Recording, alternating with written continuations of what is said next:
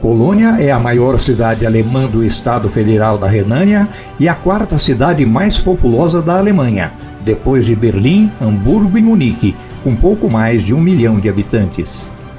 Colônia é atravessada pelo rio Reno, estando cerca de 45 quilômetros a sudoeste de Düsseldorf e a 25 quilômetros a noroeste de Bonn, estando ainda próxima da Bélgica e da Holanda. Colônia foi fundada pelos romanos no século I a.C., em território dos Úbios, como Colônia Cláudia Ária Agripinencio. Os Úbios formaram uma tribo germânica mencionada pela primeira vez na história como habitantes da margem direita do rio Reno naquele século. Um nome latino alternativo do acordo entre romanos e Úbios foi Augusta dos Úbios, Augusta Ubiorum.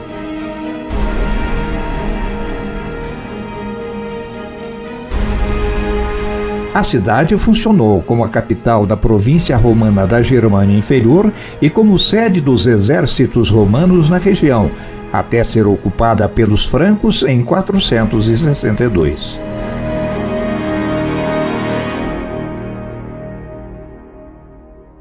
Os maiores ícones de Colônia são sua famosa catedral gótica, a Kölner Dom, sendo sede do arcebispado católico, e a Universidade de Colônia, uma das maiores e mais antigas da Europa. Colônia é um importante centro cultural para a Renânia, pois hospeda mais de 30 museus e centenas de galerias, mantendo ainda sítios arqueológicos romanos, além de esculturas e estátuas contemporâneas. Quem vai a Colônia por via aérea aterrissa não em Colônia, mas no aeroporto de Bonn, a meio caminho entre ambas as cidades, e a 13 minutos de Colônia, por trem que parte a cada 15 minutos. Bonn também é cortada pelo rio Reno.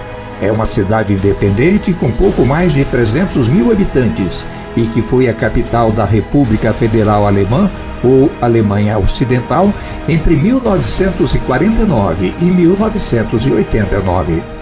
Com a queda do Muro de Berlim e a reunificação das Alemanhas, perdeu importância, nela permanecendo apenas algumas embaixadas e algumas estatais alemãs, como a Deutsche Welle, a Deutsche Telekom e a Deutsche Post. Sua principal atração turística é a Casa-Museu do compositor Ludwig van Beethoven, que nela nasceu em 1770.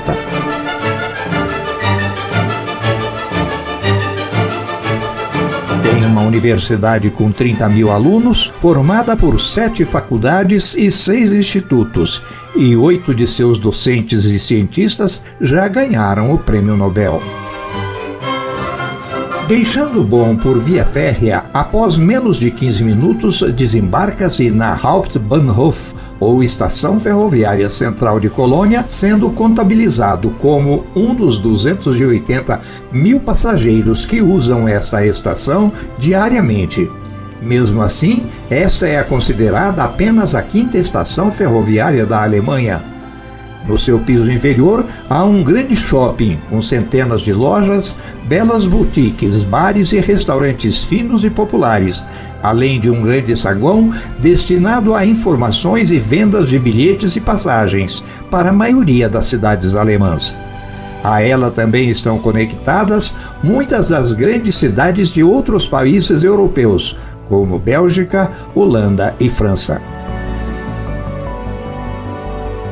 Ao deixar a estação por sua saída principal, a Bahnhofvorplatz, ou Praça da Estação, o viajante chega a se chocar com a altura das magníficas torres de sua imensa e bela catedral ao lado da estação.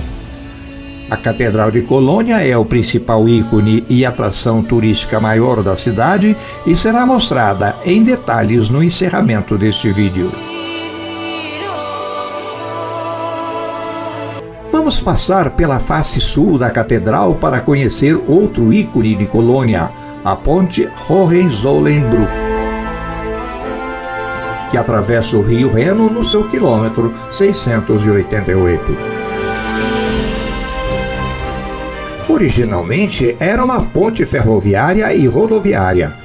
No entanto, após sua destruição em 1945 pelos bombardeios da Segunda Guerra Mundial, foi reconstruída apenas para o tráfego ferroviário e de pedestres, mantendo, entretanto, seu requinte. A ponte tem 409 metros de extensão e oferece as melhores vistas do rio Reno e muitas belas vistas da cidade.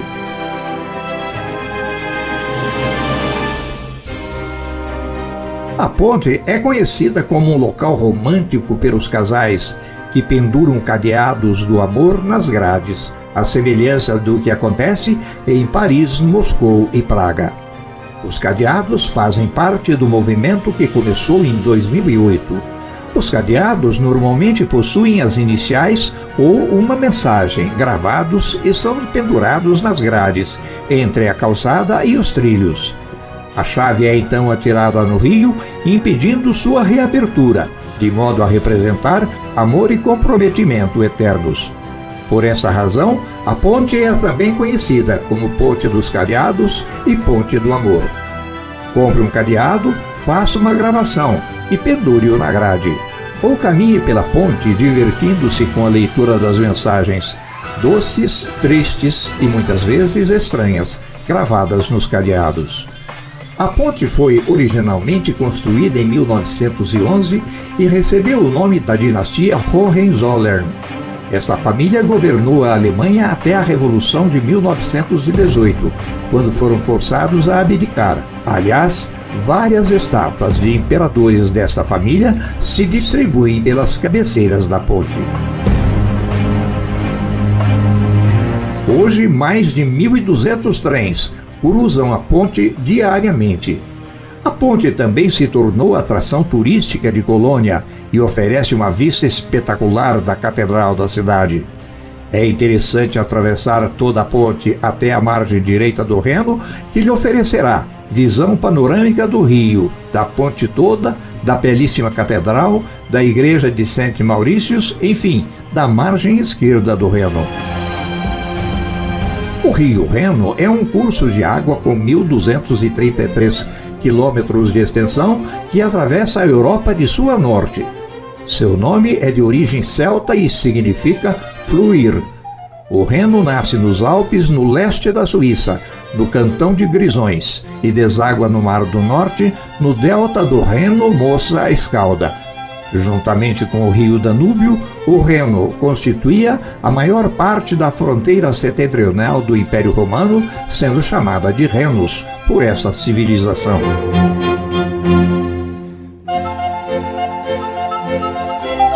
É navegável na sua maior extensão, tendo sido muito utilizado para o transporte e o comércio. Entre as maiores e mais importantes cidades banhadas pelo Reno encontram-se Basileia, na Suíça, Estrasburgo, na França, Colônia e Roterdã, na Holanda. Deixando a ponte e tomando a margem esquerda do rio em direção à sua nascente, o transeunte conhece a parte mais antiga de Colônia, ou Altstadt. Esta apresenta belas imagens de um pequeno bosque cujas árvores já mostram folhas avermelhadas pela chegada do outono. No bosque, crianças e adolescentes desfrutam de um conjunto de blocos metálicos que formam um agradável playground aquático do que chamam de Cidade Velha. Às margens do rio, vários embarcadouros conduzem o turista para embarcações que oferecem vários cruzeiros na extensão da cidade cortada ao meio pelo Reno. Além de servir ao turismo, o Reno é um importante meio de transporte de cargas de um ponto para outro da cidade e para cidades vizinhas, também banhadas pelo Reno. Nesta margem esquerda, onde estamos agora, vários pequenos e antigos hotéis exibem o mesmo estilo, alguns com datas de construção já com quase 1000 anos. Este, por exemplo, é do ano 1234. Aqui nos chama a atenção uma casa bancária anunciando atendimento ao público através de caixas eletrônicas. Atrás se localiza a igreja de Saint Mauritius, de 1135, mas que sofreu várias reformas nos séculos XV e XVI, inclusive em relação à sua orientação religiosa. Surgiu como templo católico e assim permaneceu até a Reforma Protestante, quando passou ao luteranismo, e assim permanece até os dias atuais. Continuando nossa marcha pela margem esquerda do Reno em direção ao sul, vamos encontrar outra grande atração de Colônia, o Museu do Chocolate, um dos principais museus da cidade, localizado em uma pequena península que invade o Reno. O museu possui uma exposição que conta toda a história do chocolate de maneira visual e interativa, que mostra inclusive uma estufa com uma floresta tropical sobre os cacaueiros, que é uma planta sombreada. Isto é, somente se desenvolve e produz seus frutos se cultivada à sombra de grandes árvores. Mostra ainda todas as fases do processamento.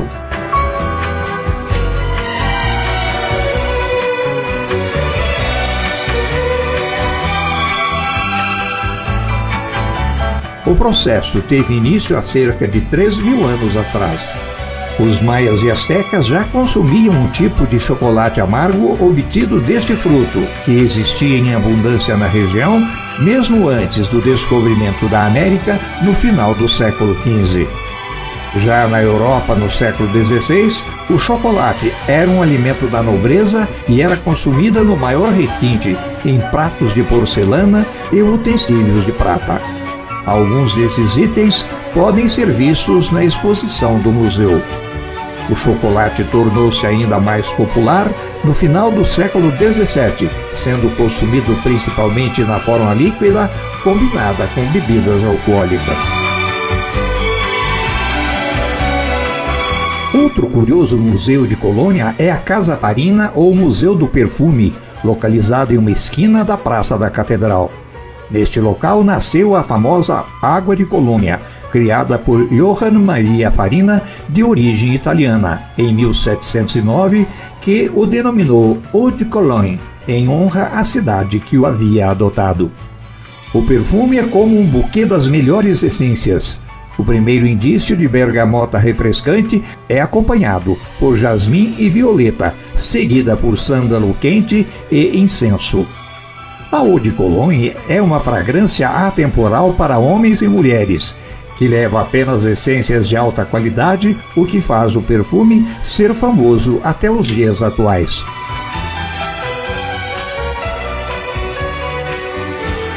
Durante a Segunda Guerra Mundial, em frente ao Museu Casa Farina, permaneceu constantemente um tanque de guerra alemão para a proteção do símbolo maior da cidade, a sua portentosa catedral, e este tanque entrou em ação em maio de 1945, quando a praça foi invadida por tanques e soldados americanos, em uma batalha com várias horas de duração, mas a catedral foi protegida.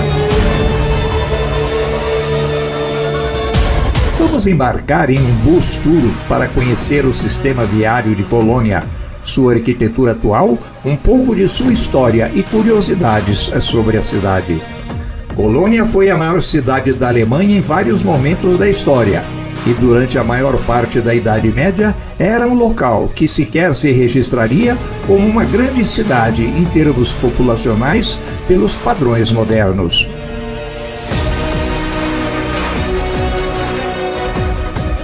Colônia é chamada de a mais brasileira entre as cidades da Alemanha, pois abriga a maior comunidade de imigrantes brasileiros no país. E foi a casa da torcida verde-amarela durante a Copa do Mundo de 2006. Além disso, é famosa por organizar um dos maiores carnavais da Europa, aos quais os brasileiros são tão afeitos. Na Alemanha fez parar o evento. Já embarcados, vamos lembrando que, assim como outros destinos da Europa Central, Colônia é uma cidade de invernos rigorosos, que registra condições climáticas tão severas que são capazes de atrapalhar passeios ao ar livre. Entre novembro e fevereiro, os termômetros variam entre -5 e 9 graus positivo, com direito a chuva constante. Seu verão de junho a agosto não é rigoroso, tendo temperaturas amenas de 23 graus Celsius e céu azul, mas seus preços para alimentação e hospedagem são muito altos para os padrões brasileiros. Sobram primavera e outono, períodos em que as temperaturas têm mínima de 9 graus Celsius e máxima de 20. É o que estamos enfrentando neste outono de 2021.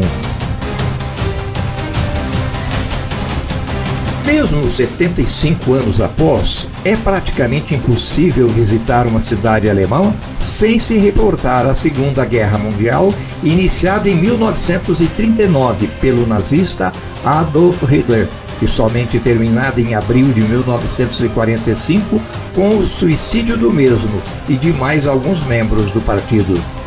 Evidentemente que Colônia, uma das maiores e mais estratégicas cidades da Alemanha, principalmente por estar às margens do rio Reno, também viveu este drama. Além disso, era sede de um comando militar. Assim, na noite de 30 de maio de 1942, foi bombardeada com 45 mil toneladas de bombas de impacto e incendiárias, destruindo 90% de suas construções, transformando-se no maior amontoado de entulhos. Os ataques foram desfechados por mais de 1.000 bombardeiros dos aliados, em sua maioria pela Royal Air Force, ou a RAF, na chamada Operação Millennium. O número de mortos ficou entre 469 a 486, dos quais 411 eram civis e 58 militares. 5.027 pessoas foram listadas como feridas e 59 mil desalojadas. Estima-se que cerca de 135 mil a 150 mil habitantes de Colônia tenham fugido da cidade após o ataque. A RAF perdeu 43 aviões dos 1.103 bombardeiros enviados ao ataque.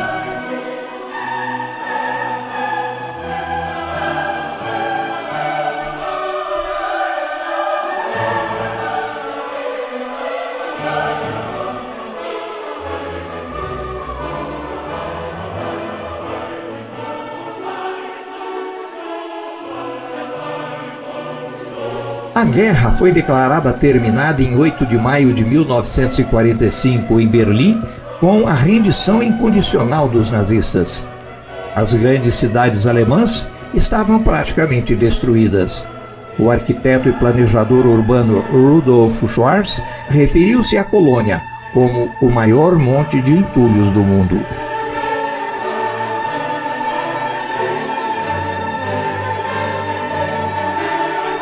Os homens estavam mortos, inválidos ou desaparecidos, muitos ainda presos pelos aliados, e talvez somente voltassem anos depois dos campos de prisioneiros.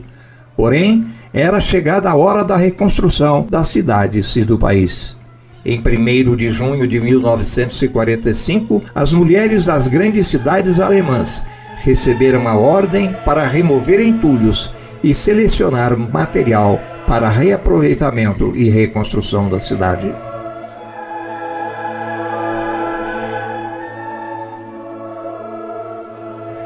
Essas mulheres dos escombros, as Sturmfrauen, como eram chamadas em alemão, estabeleceram os fundamentos da Alemanha do pós-guerra.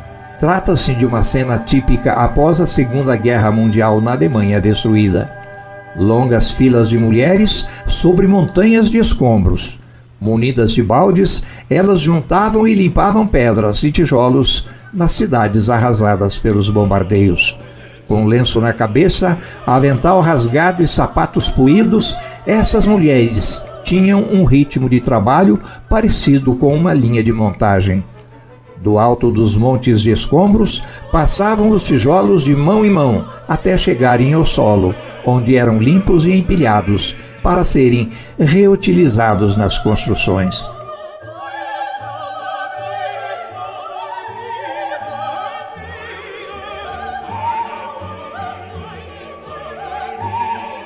Entretanto, a historiadora socialista Leonie Treber, em uma tese de doutorado, relativiza o trabalho das mulheres dos escombros, afirmando que isso somente ocorreu nos anos de 1945 a 46. É bom deixar claro, entretanto, que a história não pretende afirmar que as cidades alemãs foram totalmente reconstruídas por suas mulheres. É muito claro que a maior parte do trabalho de reconstrução foi executada por homens e máquinas. Mas não se pode minimizar o trabalho iniciado por aquelas heróicas guerreiras. Até porque fotos de todas as grandes cidades destruídas pelos bombardeios são dramáticas e ocupam inúmeros sites da internet, parecendo não concordar com a historiadora socialista.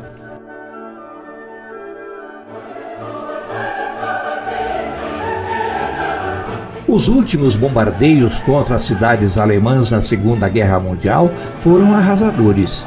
Cerca de 40% dos prédios foram destruídos nas 50 principais cidades do país. Na maioria delas, sobraram apenas de 10 a 20% dos centros urbanos. Além do desolador estado de destruição, o abastecimento nas cidades era precário. Muitas mulheres passavam horas nas filas do pão e do leite e, no fim, saíam de mãos vazias. As mulheres dos escombros só dispunham de primitivas ferramentas de trabalho, baldes, tábuas e suas próprias mãos. Catavam tudo que de alguma forma ainda pudesse ser útil e empilhavam as pedras e tijolos nas ruas e limpavam tábuas dos montes de ruínas.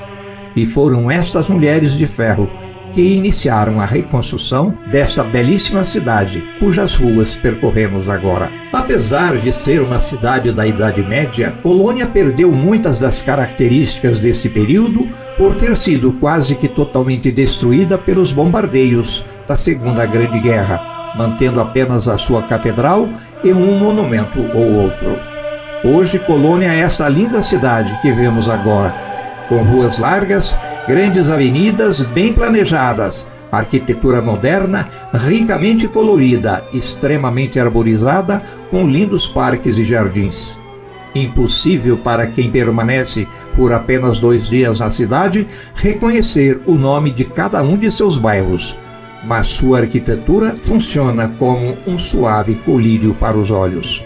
Grandes avenidas e ruas mais simples, impecavelmente traçadas e sinalizadas, de modo a facilitar o trânsito e a vida dos motoristas.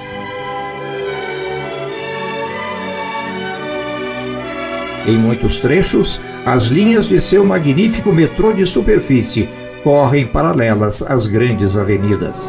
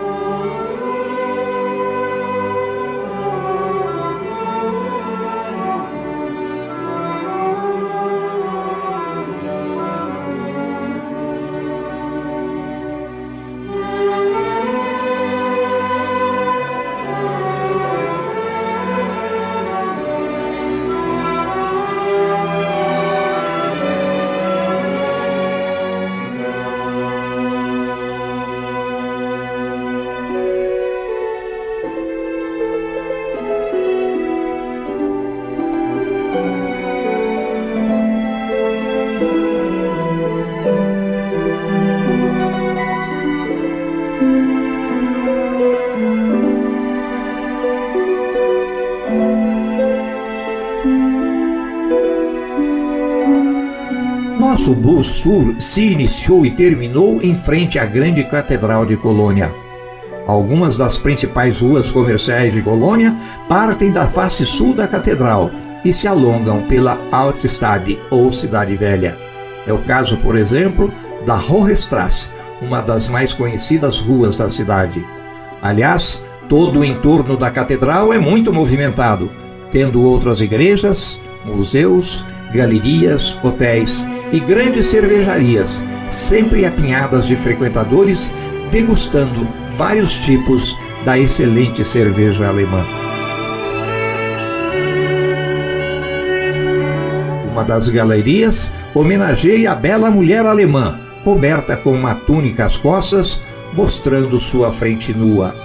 Belíssima estátua. Destaca-se também a Reisenmanchenbrunnen, um belo chafariz em meio a um pequeno jardim florido. O chafariz foi projetado e construído em 1899 pelo escultor da catedral Edmund Renard e seu filho, o arquiteto Heinrich Renard, em estilo neogótico. Foi encomendado pela Associação de Embelezamento de Colônia para marcar o 100º aniversário do poeta folclórico da Silésia, Augusto Kopisch, que morreu em 1853. Kopisch popularizou o conto folclórico de Colônia em um de seus poemas, publicado em 1836. O objetivo era redesenhar a velha cidade de Colônia, que era percebida como estreita, escura e inabitável na época. O poema de Kopisch faz referência à mulher de um alfaiate que se ergue da bacia da fonte.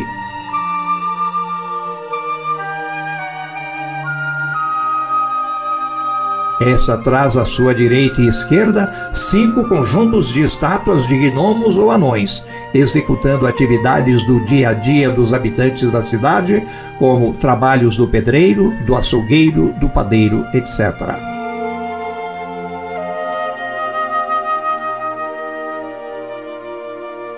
A Hohenstraße é uma rua comercial e uma das mais antigas e mais movimentadas da cidade. Para os habitantes de Colônia, é a principal rua comercial de toda a Alemanha. Juntamente com várias de suas ruas adjacentes, a Hohenstraße faz parte de uma zona de pedestres e se estende por cerca de 680 metros. Se inicia na Catedral de Colônia, no extremo norte, adquirindo a denominação de Schildergasse, no extremo sul, e remonta à época romana. 2 legiões romanas tinham quartéis, hospitais, cantinas e termas ao longo de seu curso. Durante a Alta Idade Média, foi inicialmente chamada de Strata Lapidea ou Steinweg, que significa Rua da Pedra, dado que durante muito tempo permaneceu um exemplo de estrada romana. A Hohenstraße e a Schildergasse se destinam ao Neumarkt ou Mercado Novo.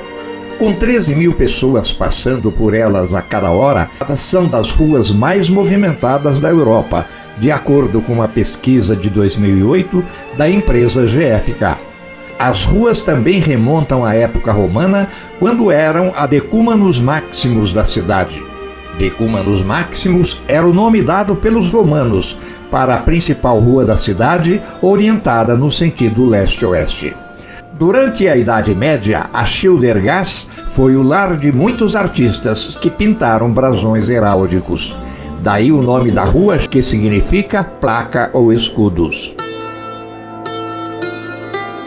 Porém, o símbolo maior da cidade de Colônia é a sua catedral, templo católico construído em precioso estilo gótico, a maior atração turística de toda a Alemanha, que atrai 6 milhões de visitantes anualmente.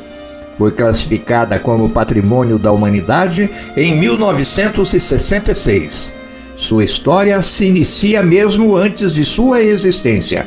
Em 1164, o imperador alemão Frederico Barba-Ruiva saqueou Milão, transferindo para a cidade de Colônia os supostos restos mortais dos 3 reis magos, Baltazar, Melchior e Gaspar.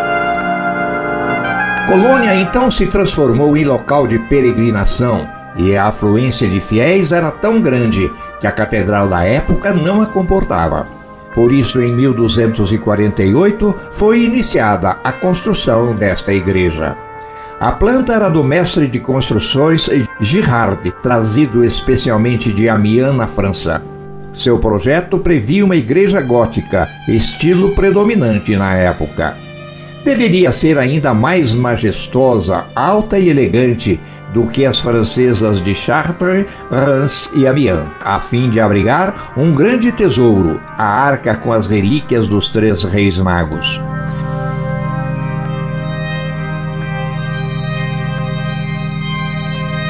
Entretanto, por volta do ano 1630, começou a faltar recursos para tão portentosa obra, e a construção teve que ser interrompida por mais de 250 anos.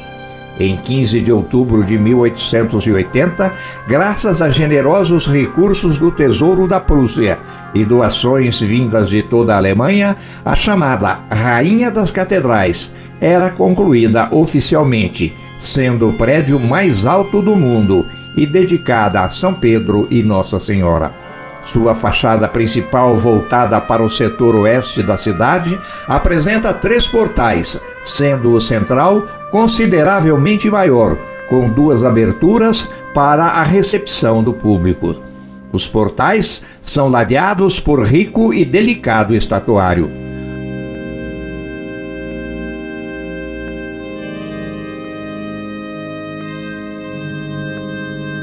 As 2 torres possuem 157 metros de altura. Seu comprimento é de 144 metros e largura de 86 metros. Lindos e artísticos pináculos brotam de toda a sua estrutura, como é característico do estilo gótico.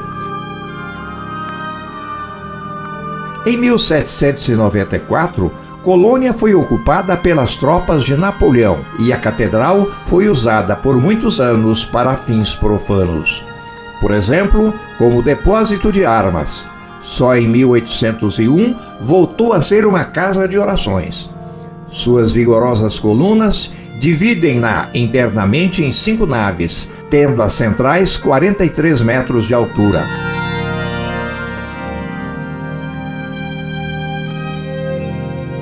Vários reis da Baviera foram sepultados no interior da catedral, além do cardeal Karl Josef Schultz, que foi o bispo de Colônia, servindo a esta catedral. Magnífico o seu estatuário interno.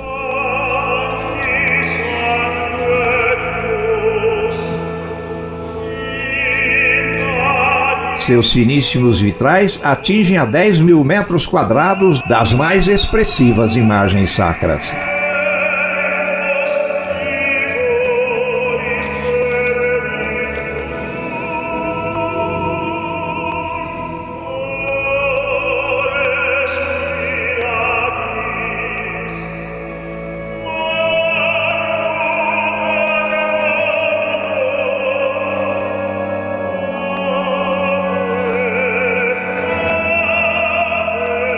Sua maior atração é o reluzente Santuário dos Reis Magos, feito em ouro e prata entre os anos 1190 e 1220 por renomados ourives da cidade.